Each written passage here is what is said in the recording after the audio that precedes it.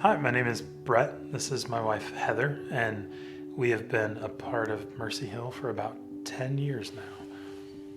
So Brett and I met a long time before we started dating, but we had a quick engagement. We were excited about having children. I always said that I wanted to have as many children as we could afford, and to quote my father owns the Kettle on 1,000 Hills, so that was a lot of children in my mind.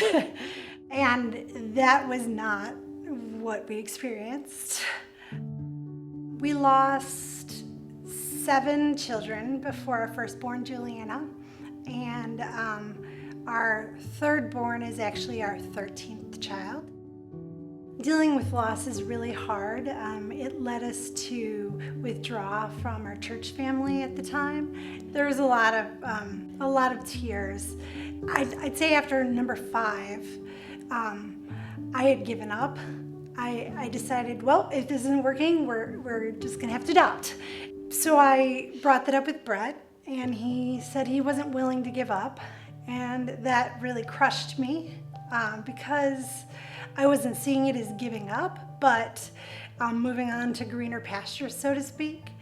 And it says in Psalms 34 how the Lord is close to the crushed in spirit, and it is so true that he is. The Spirit led me to pray that he would change Brett's heart, but really what happened was he changed my prayers to be that Brett would lead us the way Christ wanted us to go. And his ways are so much better. And he led us back to community. And there we found exactly the community that we needed to help us process all the loss that we had gone through. Deciding to go back to a church community wasn't easy. We had withdrawn at the time, and it had been a couple of years. It was, like Heather mentioned, it was hard to talk about things, and facing other people meant needing to talk. And so it was kind of a harder choice than you might think. It didn't take long, getting plugged in, really feeling loved. Like, it's what started the healing process. Like, the hurt was there for so many years, and this was the first thing that really started feeling like we were turning the corner, kind of turning things around. Joining community was so hard because we didn't want to share, but we learned how to trust other people, how to accept other people grieving with us, how to share our brokenness. And these people helped us carry the load.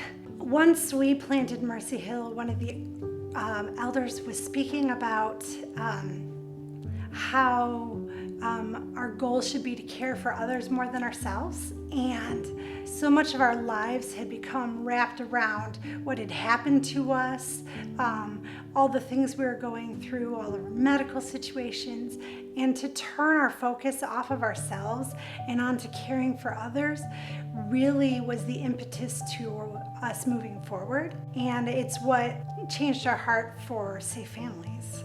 Safe Families is actually a really neat program. Usually the way we try to tell other people is we call it essentially emergency foster care. So the goal is really to reunite families, but help families in need. So we might have a kid for a night or a weekend. We had a couple of girls actually for about 1.5 years. The whole goal is keeping families together and just aiding in that process. So it was really something interesting to us because it seemed kind of an easy way to jump in and help. Hosting with Safe Families has really been a blessing to us. We've taken in roughly 14 kids over the years, and Mercy Hill has been with us every step of the way, from bringing us meals to giving us clothes for the kids. We even had one year where we got an emergency placement right before Christmas, and Mercy Hill bent over backwards to get gifts for the children. And we even got so many gifts that we were able to give gifts to other families. Through the whole process, Mercy Hill has really been a part of serving with us. The support we received as we hosted, the way others served us as we were serving, really deepened our heart for adoption. What had at one point been the next best thing, or even giving up on our plans, became more our heart, that caring for others became part of who we were. And that really was through the way we experienced community at Mercy Hill, the way we were cared for as we cared for others.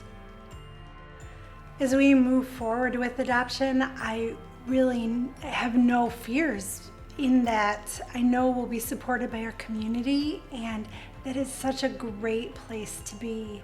I encourage anyone who is like us, who is thinking of fostering or adopting, that you seek out community, that you don't go it alone, that you have a support system there that can help you love on those babies the way Christ loved on you.